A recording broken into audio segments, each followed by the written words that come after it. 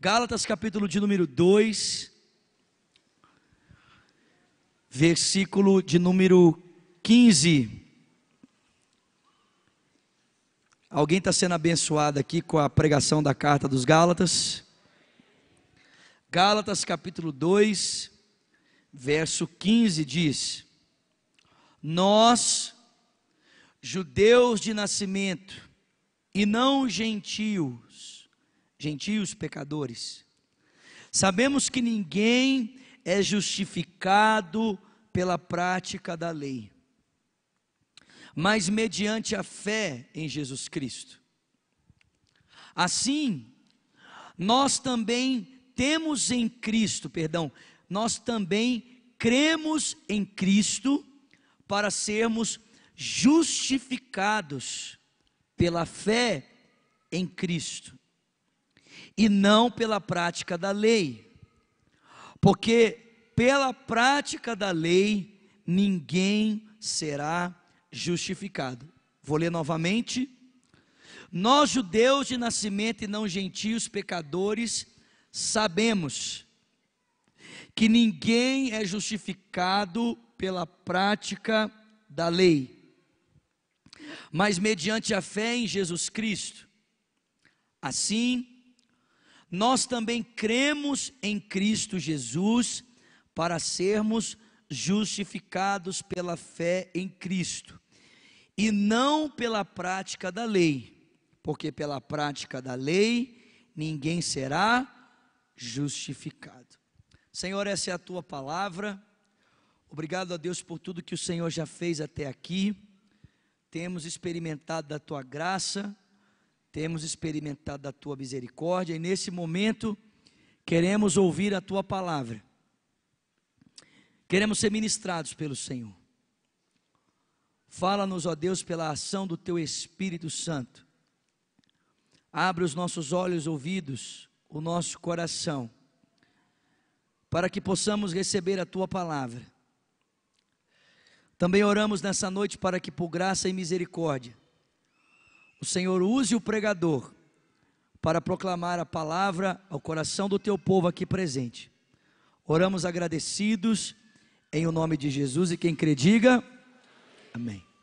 A semana passada eu comecei esse tempo de compartilhar a palavra com uma pergunta, e eu começo essa pregação nessa noite sobre justificação pela fé com a mesma pergunta para os irmãos: quantos gostariam de fazer parte de uma igreja viva? Vou perguntar de novo, amém? Quantos gostariam de fazer parte de uma igreja viva? E nós vimos a semana passada que uma igreja viva é uma igreja que, pela pregação do Evangelho, experimenta o poder do Espírito Santo. Verdadeiro avivamento acontece em uma igreja quando o Evangelho é pregado. O próprio Jesus nos disse no Evangelho de João, no capítulo 14 e no capítulo 16, que a ação do Espírito Santo tem um propósito dentro da comunidade local, da igreja. E o Espírito Santo visa confirmar a pessoa de Jesus. O Espírito foi enviado para testemunhar da pessoa de Cristo.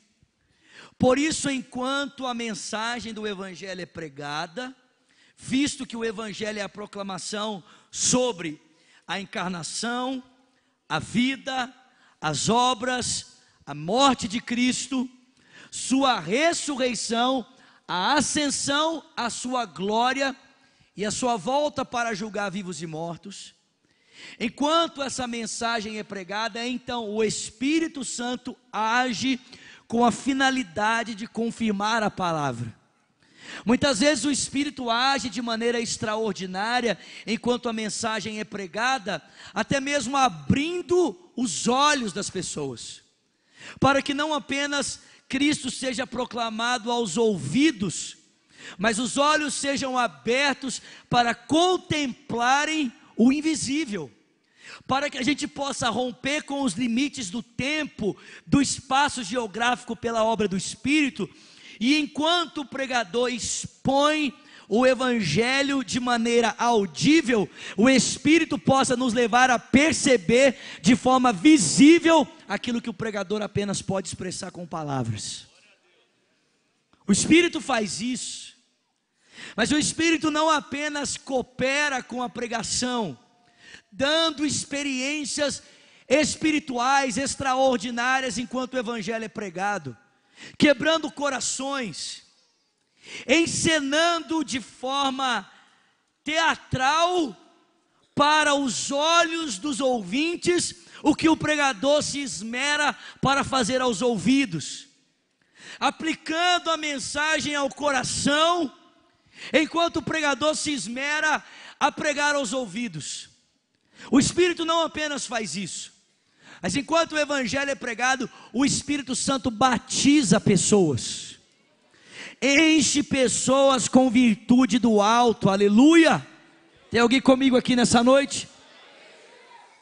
Concedendo às pessoas os dons do Espírito, a capacidade para falar em outras línguas, para profetizar, para interpretar línguas, dando às pessoas discernimento de espírito, variedade de línguas, dando às pessoas a capacidade da palavra de conhecimento, da palavra de sabedoria, aplicando os dons ministeriais.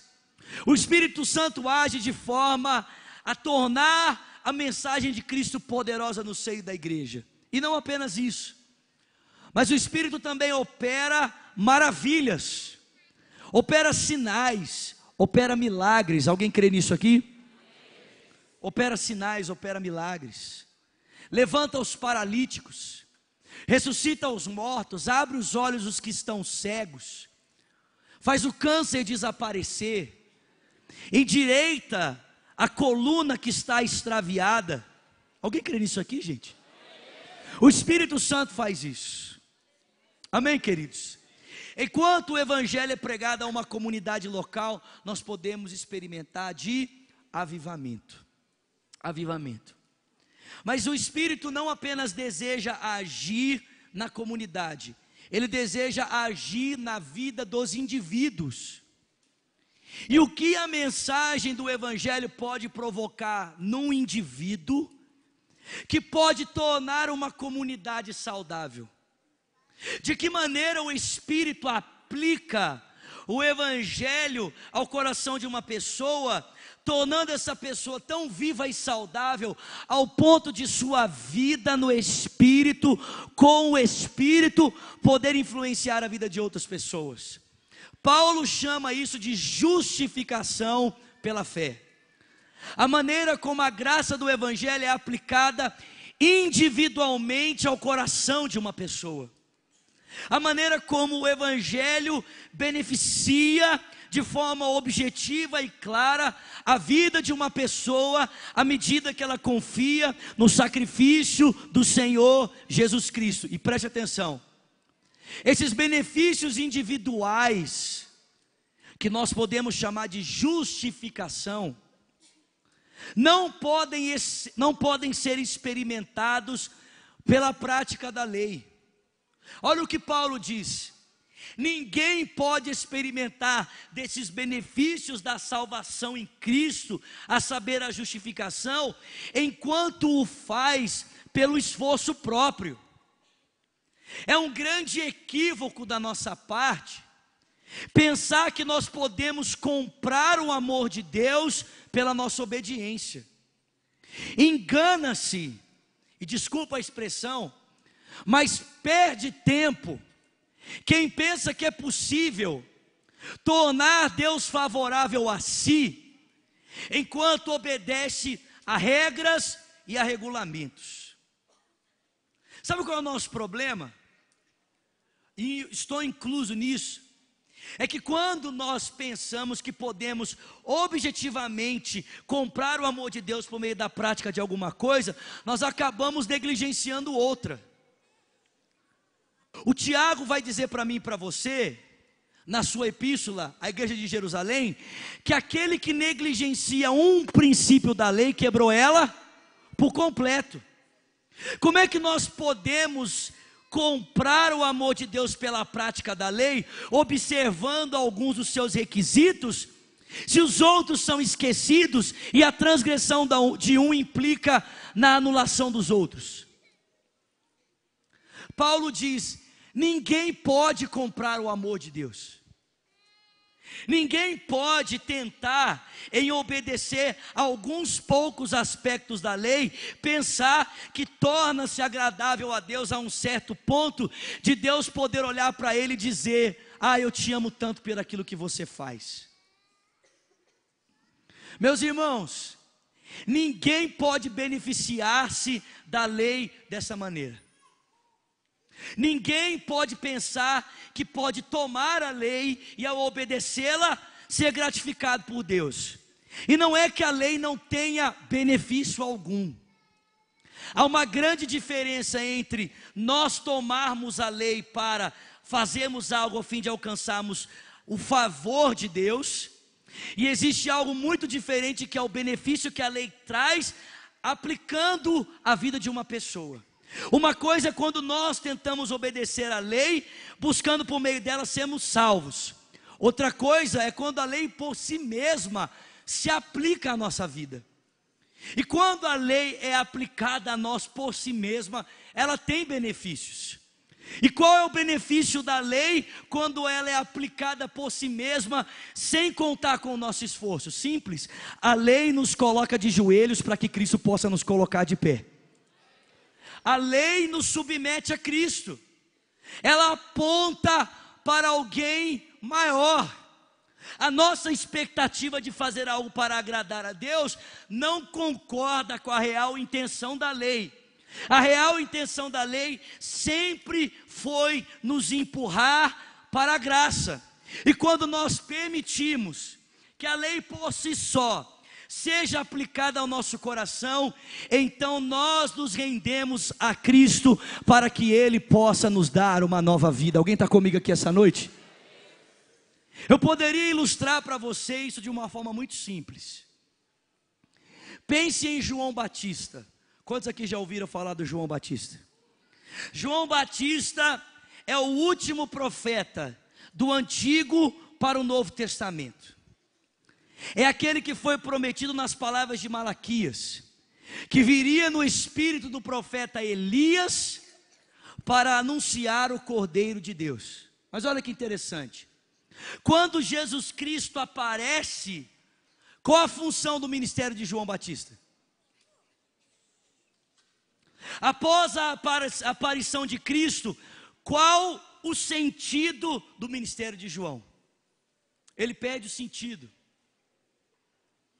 Não há mais necessidade do ministério de João quando o Cordeiro aparece. O ministério de João tinha apenas um único objetivo: apontar para o Cordeiro de Deus. Mas visto que o Cordeiro aparece, já não há mais necessidade.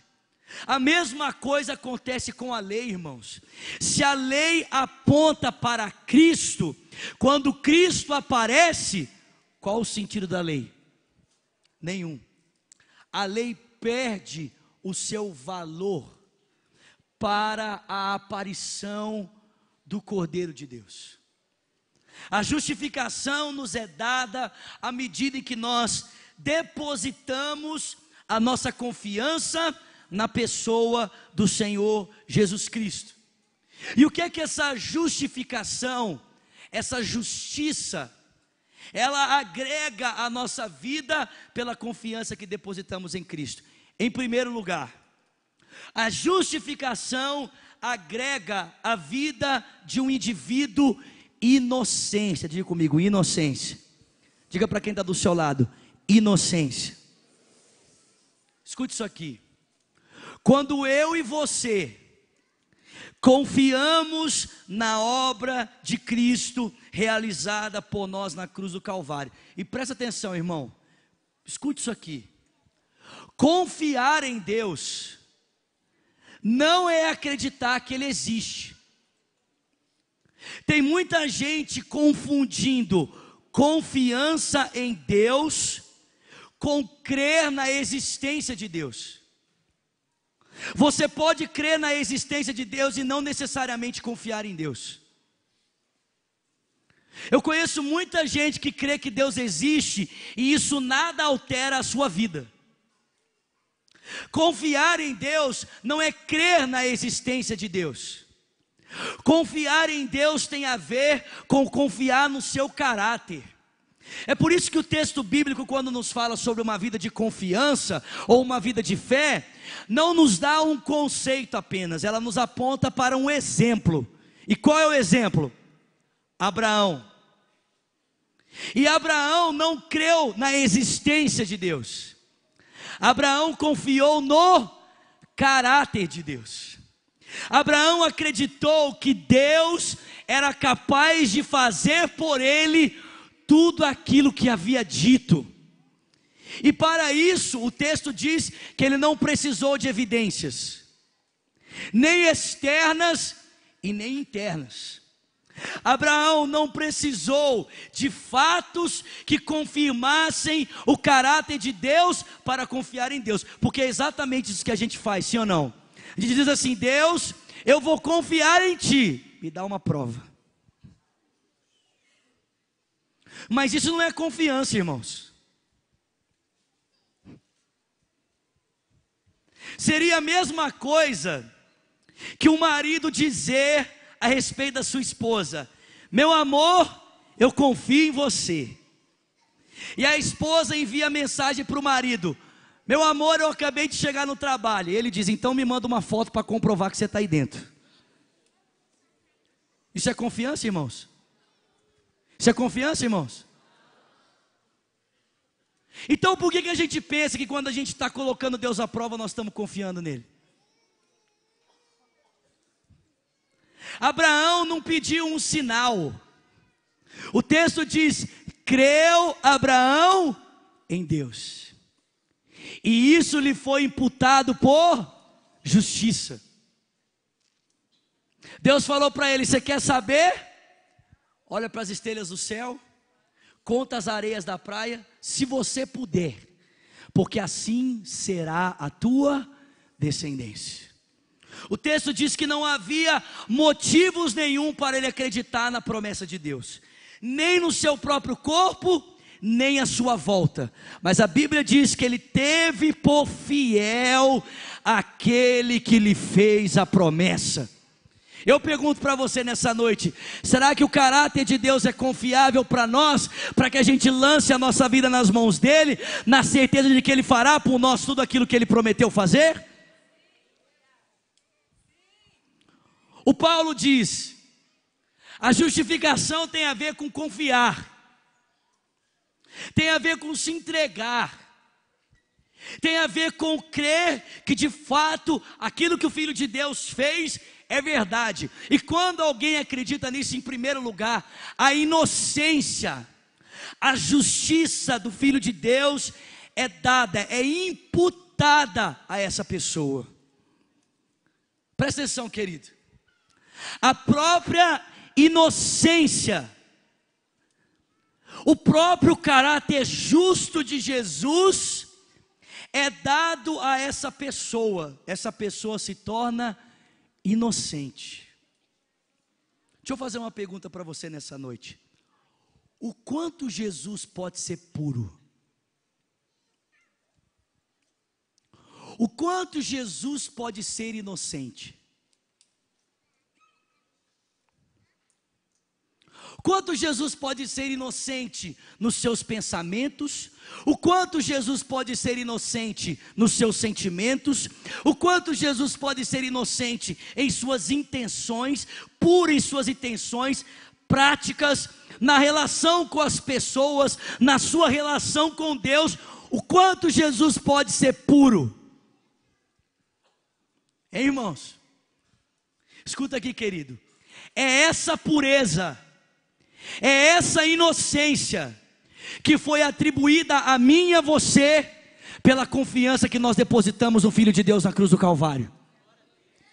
Justiça significa que Deus aceita eu e você na presença dele hoje, sem nenhum sentimento de culpa, medo ou inferioridade, como se o pecado jamais tivesse existido. Eu e você somos livres hoje para estarmos diante de Deus. Tem alguém comigo aqui essa noite? Sem nenhum sentimento de culpa, sem nenhum sentimento de medo, sem nenhum sentimento de inferioridade, como se o pecado jamais tivesse existido. Aí você pode dizer: pastor, mas eu ainda sinto a minha consciência pesada diante de Deus. É porque talvez você ainda esteja concebendo um Deus na expectativa da lei, não na expectativa do Evangelho. É porque talvez a sua consciência ainda esteja lidando com um Deus contra você e não com um Deus ao seu favor. O que você e eu precisamos entender é que Jesus não veio para nos dar um Deus, Jesus veio para nos dar um Pai. O Deus revelado em Jesus não é um Deus etéreo, distante, arrogando para si expectativas a ser supridas. O Deus revelado por Jesus é o Deus do filho pródigo, que o filho gasta os bens com iguarias, com orgias, com prostituições, com os amigos, e escasso dos seus recursos, ele decide voltar para a casa do pai. E quando ele dá o primeiro passo, o pai já está correndo na direção dele, de braços abertos, para o receber, para trocar a sua veste, para trocar o seu anel, pôr uma sandália nos seus pés e dizer: vamos celebrar. Tem alguém comigo aqui? A fé cristã tem muito mais a ver com festa do que com luto, meu irmão. A fé cristã tem muito mais a ver com festa do que com lágrimas. As lágrimas são apenas para o coração quebrantado, que reconhece que nada é, mas que Deus tudo pode. Aleluia! Vamos fazer festa, porque esse meu filho estava morto e reviveu. Ele estava perdido e foi achado. Querido, preste atenção. Não importa o que você tenha feito, quem você seja, qual a tua história, quando Deus olha para você, Ele não te enxerga pelo teu passado, Ele te enxerga por Jesus. Não tem, você não está comigo aqui, meu irmão. Você não está comigo aqui nessa noite. Escuta aqui, querido. As pessoas podem te enxergarem por aquilo que você fez. O mundo pode te enxergar por aquilo que você fez. O diabo pode lembrar você do que você fez. Mas quando Deus olha para você, Ele não te julga pelo teu passado, Ele não te julga por aquilo que você fez, Ele não te julga pelos seus méritos. Quando Deus olha para você, Ele olha para você nos méritos de Jesus Cristo. Alguém pode dar glória a Deus? Diga aí, inocente. Vira para quem está do seu lado e diga: meu irmão, muito prazer, meu nome é Justo. Alguém já assistiu Nárnia aqui? Alguém já leu o livro aqui? Glória a Deus, meu planejamento para esse ano: ler Nárnia. Opa, lê os livros todos, está lá no meu armário lá. Escuta aqui. Se você já assistiu o primeiro filme, você sabe que tem um menino chamado Pedro, Edmundo, né? Edmundo. Tem o Pedro, tem o Edmundo e a Lucy e a bagaceira da menina lá, né? Aí tem um menino chamado Edmundo. Esse menino Edmundo é uma bênção, sim ou não? Quantos queriam ser o Edmundo do filme? Não levante sua mão. Só no final, amém? Glória a Deus. Mas ele é tão arrogante, tão cheio de si, que ele é capaz de comprometer o reino inteiro pela sua ganância. Ele compromete a vida dos seus irmãos, ele compromete os planos, ele compromete tudo, em nome da sua arrogância e de uns doces turcos. E para que a falha do Edmundo seja resolvida, algo muito importante precisava acontecer. Um sacrifício. Aleluia. Aleluia. Um sacrifício em cima de uma pedra. Aleluia. Hey! Um sacrifício em cima de uma pedra precisava de ser oferecido. E então o leão do filme, aleluia. O Aslan do filme, aleluia. Representando o próprio Senhor Jesus, vai até a pedra e se entrega para que o pecado, para que a falha de Edmundo seja coberta. Mas para a frustração dos inimigos, ele ressuscita no terceiro dia. Aleluia, aleluia. Uau! Tem alguém comigo aqui essa noite? Meu Deus, meu Deus. E o texto bíblico já transformei Nárnia na Bíblia, meu Deus. Estou empolgado que eu já perdi até o fio da meada aqui. E o C.S. Lewis, já canonizei Nárnia, irmãos. Bendito seja C.S. Lewis, amém. Estou brincando. Escuta, o C.S. Lewis em Crônicas de Nárnia vai dizer que após resolver o problema e restaurar a vida de Edmundo, o Aslan então corre, vence a batalha contra a feiticeira, o seu exército. Você conhece o filme? E, irmãos, no final do filme, lá vai o Aslan condecorar os meninos. Chega para o Pedro, o corajoso, o ousado. Chega para Lucy, a graciosa. Irmãos, quando ele chega para o Edmundo, irmãos, ele fala assim: se coloque de pé, Edmundo, o justo. Meu irmão, você é justo. Escute aqui. Não pelo que você fez, não porque eu quis, nem por aquilo que eu fiz. Foi Jesus. Ele me comprou.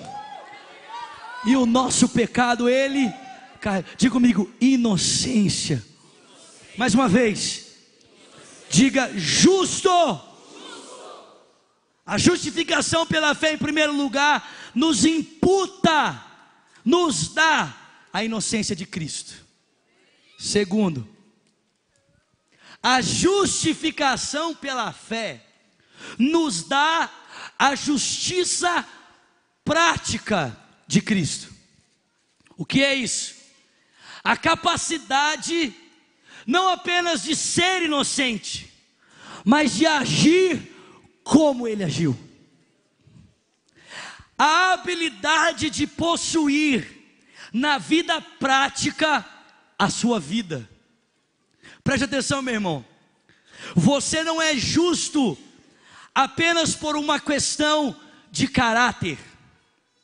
Você é justo por uma questão da vida que você vive.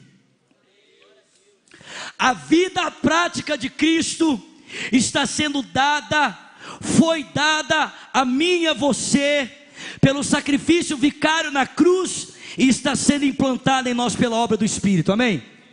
Eu sei que nesse momento você deve estar pensando assim: ah, pastor, na minha vida, essa parte aí está falhando. Eu tenho certeza que muitos aqui, se não todos, já se surpreenderam com más práticas, sim ou não? Eu tenho certeza que muitos aqui já se pegaram fazendo coisas que você mesmo não acreditava que estava fazendo aquilo, sim ou não? Quantos aqui? Mas eu tenho certeza que depois que você converteu, você também se pegou fazendo coisas que você também não acredita que está fazendo para o bem. Sim ou não? Sim ou não? Escuta aqui, meu irmão. Segunda e terça-feira agora eu estava pregando em Ipatinga, na igreja de um amigo chamado Tiago. Esse cara morava na rua, era usuário de crack. Vocês estão comigo aqui? Um dia o evangelho alcançou ele, e ele entregou a vida dele para Jesus Cristo. Foi para o culto, fez a oração, entregou a vida a Cristo. E no outro dia, sabe o que ele pensou? Ele pensou assim: cara, eu não vou aguentar, eu vou usar crack. Eu não vou aguentar, eu vou usar crack. Eu não vou aguentar, eu vou acabar usando crack, eu não vou aguentar. E aí ele foi para a boca de fumo para usar crack. Quando ele chegou lá, querido, Ele estava com nojo do crack. Ele não conseguia sentir o cheiro, não conseguia ficar naquele lugar. Eu falei assim: pastor, eu não sei o que aconteceu, mas algo foi arrancado de mim, de uma forma extraordinária, para que eu vivesse uma vida que eu nunca vivi na minha vida. Alguém pode dizer glória a Deus aqui essa noite? O Igor Miguel costuma dizer o seguinte, vou usar as palavras do Igor para ilustrar isso aqui. O Igor costuma dizer o seguinte: se você passar na rua e me ver desejando de maneira cobiçosa o corpo de uma mulher que não é a minha esposa, esse é o Igor Miguel. Mas se você me ver sendo fiel, leal, honrando a minha esposa, amando os meus filhos, vivendo o meu casamento para a glória de Deus, esse é Jesus Cristo. Tem alguém comigo aqui? Meu cara, isso é muito forte, meu irmão. Se você me vê olhando para uma mulher cobiçosa na rua, esse é o Zulato. Mas se você me vê sendo fiel aos meus olhos, fiel ao meu Senhor, fiel à minha noiva, andando em retidão, esse aí é Jesus Cristo, querido. Esse é Jesus Cristo. Escuta aqui, não, escuta aqui, presta atenção. Se você me vê negligenciando os impostos, passando as pessoas para trás, sendo grosseiro, sendo indiferente, todas essas coisas, esse aí é o Vinícius Zulato. Mas se você me vê agindo em amor abnegado, doando a minha vida pelas pessoas, abraçando as pessoas, tratando as pessoas com dignidade, como se elas fossem a imagem e semelhança de Cristo, esse aí é o Jesus Cristo de Nazaré, morando dentro de mim, aleluia. Alguém pode dizer glória a Deus? Nós estamos vivendo e experimentando de uma vida que não é nossa. Meu irmão, você tem dúvida da maldade que está aí dentro de você? Se eu projetasse os seus pensamentos, os seus sentimentos aqui nesse telão, como é que você se sentiria dentro desse auditório? Teve gente que falou assim: nu. Nem eu gostaria.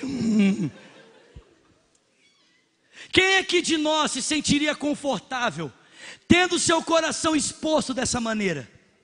Meu irmão, se toda essa maldade que está em nós não vem à tona, e ainda sendo pecadores, a gente vive uma vida digna. Sabe qual é o nome disso? Sabe qual é o nome disso? O nome disso é Jesus Cristo de Nazaré. Uau! O nome disso é Jesus. Jesus. Jesus. E por último, a justificação pela fé nos dá a inocência de Cristo, a justa vida de Cristo na realidade prática. Oh, meus irmãos, eu não sei vocês, mas eu estou feliz demais com isso aqui. Eu não sei você, mas eu quero viver mais dessa vida aqui na minha vida. Mais alguém aqui? E por último, terceiro, a justiça de Deus imputada a nós nos livra de toda e qualquer acusação. Diga para quem está do seu lado: a justiça de Deus, nossa gente, me livra. Fala para ele: te livra de toda e qualquer. Mais uma vez, diga: de toda e qualquer acusação.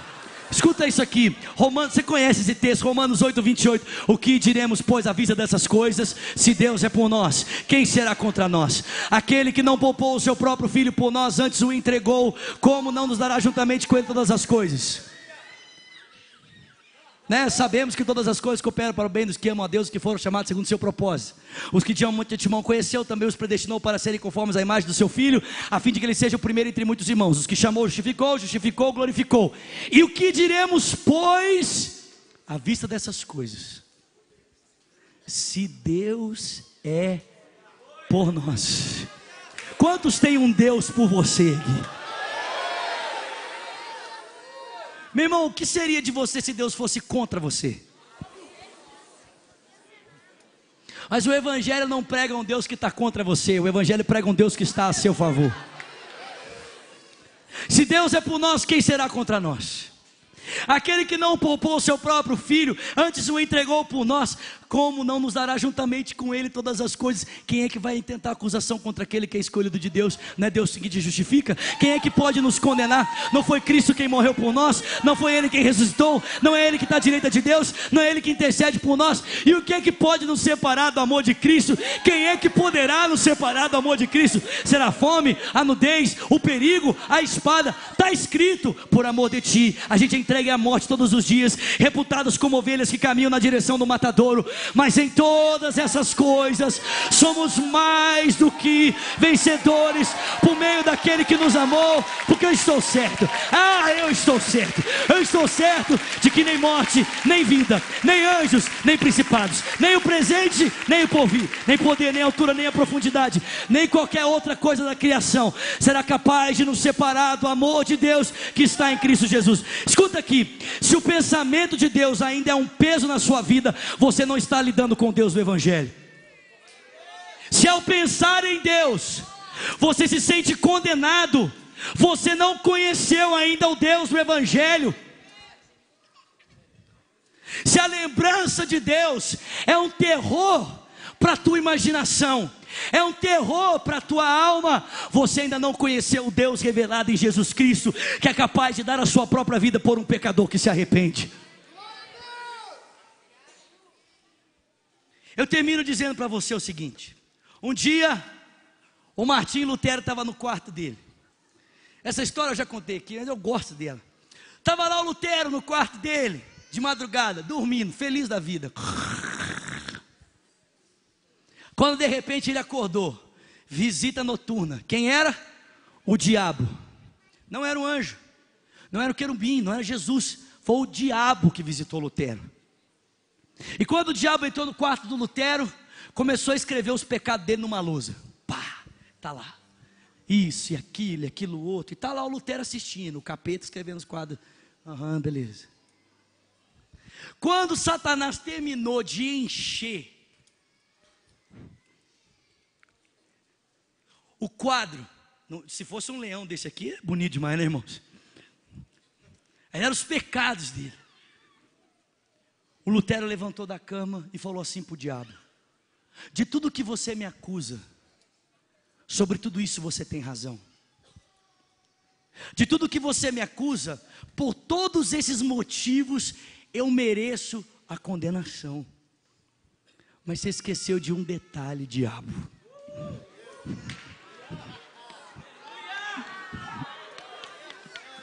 Você esqueceu de um detalhe, Satanás.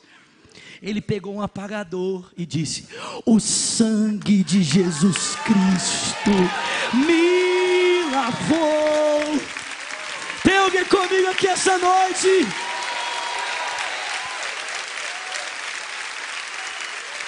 Me lavou de todos os meus pecados. Meu irmão, você tem ideia o que essa mensagem pode provocar na alma de alguém? Você tem ideia de quanta cura essa mensagem pode trazer a uma comunidade, a um indivíduo que vive assolado pelo peso da acusação, que consome a sua alma, pela tentativa de constantemente agradar um Deus que aparentemente para ele parece inagradável pela prática da lei? Você consegue imaginar quanto consolo essa mensagem pode trazer a alguém que teve a sua vida manchada por falhas e fracassos e que nunca poderá, na expectativa humana, trazer para si uma nova história, quando o Filho de Deus estende os braços e diz: eu posso te dar uma nova vida, eu posso te dar uma nova história, ainda que os seus pecados sejam vermelhos como a escarlata, eu posso torná-lo branco como a neve. Ele te ama. E ponto final. O desejo dele é você. É transformar a tua história. Meu Deus, irmãos, meu Deus. Algumas pessoas podem ouvir essa mensagem e pensar assim: bom, se é desse jeito, então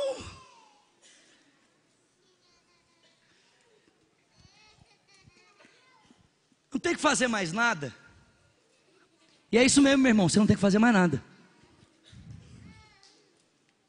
Então quer dizer que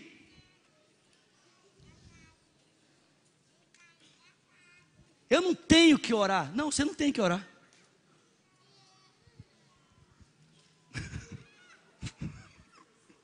Então o senhor está dizendo que eu não tenho que jejuar. Não, você não tem que jejuar.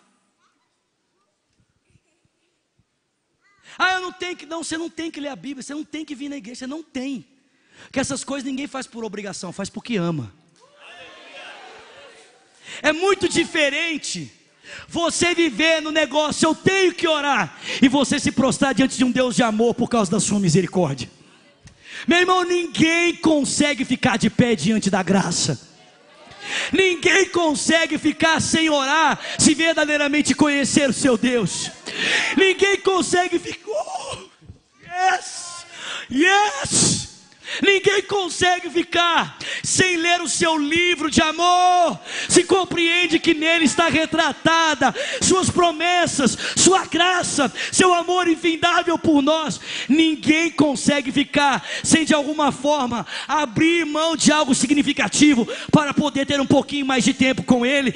Ninguém consegue ficar sem congregar de amor e paixão por Jesus, porque o ama tão intensamente que simplesmente não pode abandonar o convívio dos irmãos. Você não tem que fazer, você faz por amor. É diferente, não é uma obrigação, é um prazer. É um prazer. Pastor Antônio Carlos Costa diz que se essa mensagem não beirar o escândalo, ela não é o verdadeiro evangelho. Eu concordo com ele. Se a gente não chegar ao ponto de algumas pessoas pensarem assim: ah, então eu posso viver da forma como eu quiser, não é o evangelho, irmãos.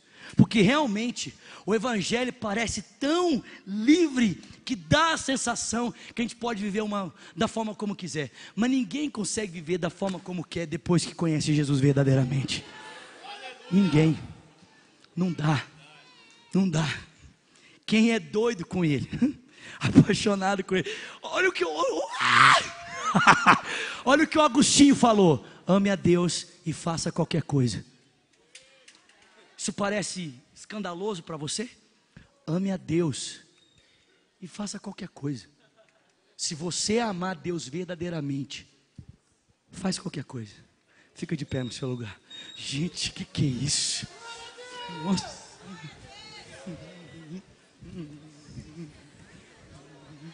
Se você não corre, eu corro por você, amém? Aleluia. Você está comigo aqui essa noite? Você foi chamado de inocente. Você foi feito inocente. A própria justiça de Deus foi imputada a você. Você agora é justo. De maneira prática, a vida do próprio Cristo está sendo dada a você. E não há mais condenação para a tua vida. Feche os seus olhos. Há alguém que nessa noite, ao ouvir essa mensagem, diz: eu quero entregar minha vida a Jesus Cristo.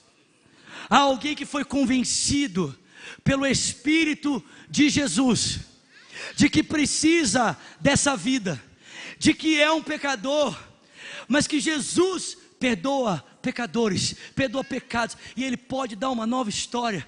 Há alguém aqui que ainda não entregou a sua vida a Jesus Cristo, ou talvez você esteja aqui, você já entregou a sua vida para Jesus, mas você está que nem um filho pródigo, ou você está que nem os Gálatas, longe da graça, longe de Cristo. E nessa noite o Deus de amor está dizendo para você: volta, eu te quero, não desisti de você, eu ainda te amo. Eu sei que você caiu, mas eu te ponho de pé. Escuta aqui, meu irmão, a fé cristã não é uma escalada. Tem gente que pensa assim: a fé cristã é como uma escalada. Eu vou subindo, eu vou subindo, eu vou subindo, eu vou subindo. indo, mas quando eu caio, eu volto lá no começo. Meu irmão, quando você cai, Deus te põe de pé do lugar onde você caiu e manda para você seguir em frente. Eu falo assim: você caiu, levanta aí, anda. Talvez você esteja caído, mas Jesus quer te colocar de pé nessa noite.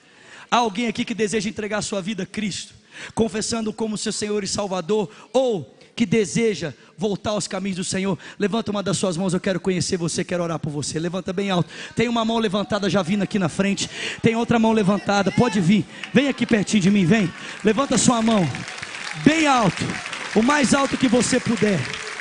Sai do seu lugar, vem aqui na frente, pode vir, vem. Vamos aplaudir essas pessoas que estão vindo, vem. Aleluia. Glória a Deus. Pode vir, vem. Vamos aplaudir forte, igreja. Você pode celebrar a graça de Deus nessa noite, a bondade de Deus nessa noite, a misericórdia de Deus nessa noite. Aleluia.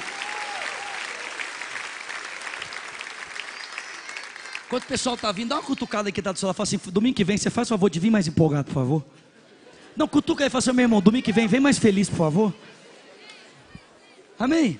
Não, fala, véi, pelo amor de Deus, irmão, você está comigo aqui? Tem alguém comigo aqui nessa noite? Você está ouvindo a mensagem que mudou a Europa. Você está ouvindo a mensagem que tornou a Europa um país de primeiro mundo. Você está comigo aqui nessa noite? Você está ouvindo a mensagem que libertou Martim Lutero, que revolucionou a história da igreja. Você está ouvindo a mensagem do Evangelho, a mensagem do Filho de Deus. Pelo amor de Deus, vem comigo.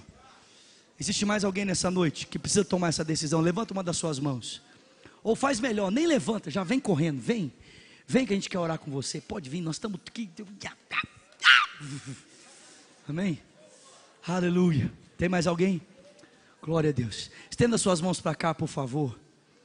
Glória a Deus. Senhor, muito obrigado por essas vidas. Você pode agradecer comigo nessa noite? Obrigado, Senhor, por essas pessoas que se entregam. Obrigado a Deus, obrigado por cada uma delas que nessa noite foi tocado pela tua mensagem, pela mensagem do Evangelho, e se prostram diante de ti nessa noite, reconhecendo a sua dependência. Pai, que o teu Espírito venha sobre elas, que o teu Espírito faça morada nesses corações, e que eles saiam daqui nessa noite para viver a vida abundante do Senhor. Nós oramos e os abençoamos em nome de Jesus, e quem crê diga amém. Vamos aplaudir essas pessoas aqui, irmãos, por favor. Glória a Deus. Glória a Deus. Glória a Deus. Só preciso de mais 2 minutinhos da sua atenção. Pode ser? Esse pessoal vai levar vocês para uma sala aqui à minha esquerda, à sua direita. É bem rápido lá. Quando acabar, vocês podem voltar aqui. Amém? Podem ir. Vamos aplaudi-los enquanto eles saem, irmãos.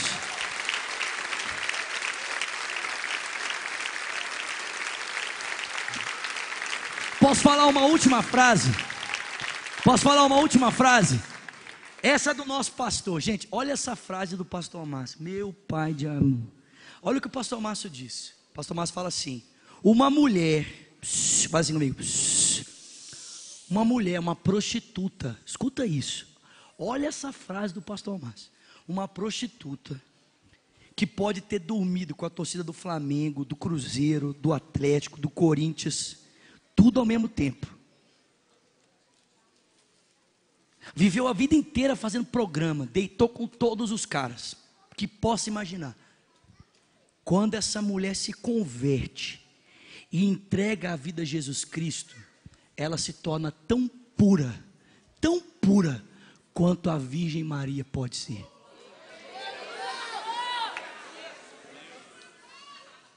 Dá para chocar você? Escuta isso, irmão. Essa é a justiça que foi imputada a você. Que a graça do nosso Senhor Jesus Cristo, que o amor de Deus o Pai, a comunhão e o consolo do Espírito seja com o povo de Deus, aqui e espalhado em toda a terra, desde agora e para sempre. E quem crê diga amém. Dá um abraço bem forte quem está do seu lado. Vai na graça, vai na paz. Deus te abençoe e até semana que vem, se Deus quiser, em nome de Jesus.